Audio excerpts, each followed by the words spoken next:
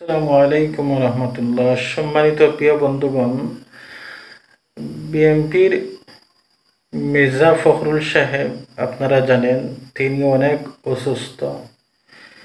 যাই হোক, আমরা কারো ক্ষতি চাই না, আমরা সবার ভালো চাই। দোয়া করি যে আল্লাহর বান্দা যেন আল্লাহ পাক রব্বুল আলামিন ওনাকে নেক হায়াত দান করেন এবং সুস্থতা দান করেন।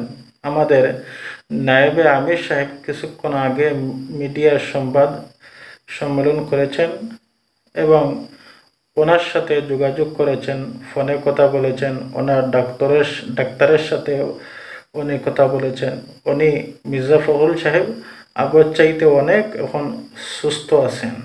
সম্মানিত প্রিয় বন্ধুগণ, আমরা জামাত ইসলাম কারো খারাপ চাই না, আমরা সবার ভালো চাই।